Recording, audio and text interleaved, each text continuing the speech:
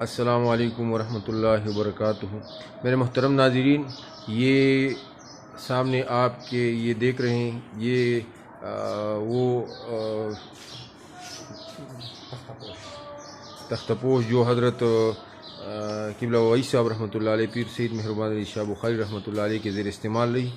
یہ اس زمانے میں جب سالانہ اجتماع ہوتا تھا عرس شریف اور دستار بندی، تو اس میں حضرت بابا عیسی صاحب رحمۃ اللہ علیہ اس پر بیٹھتے تھے، تشریف فرما ہوتے تھے، اور مرید آپ کے ہاں تشریف لاتے تھے اور اس پر وہ تشریف فرما ہوتے تھے، مرید ان کے ساتھ ملتے تھے۔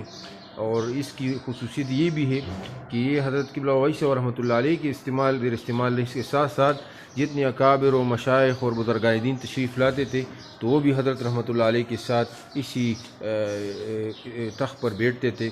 خصوصاً امیر شریعت سید عطا اللہ شاہ بخاری رحمۃ اللہ علیہ، وہ اکثر سالانہ اجتماع پر یہاں تشریف لاتے تھے، تو وہ بھی حضرت قبلہ وعیس صاحب رحمۃ اللہ علیہ کے ساتھ اس تخت پر تشریف فرما رہتے تھے۔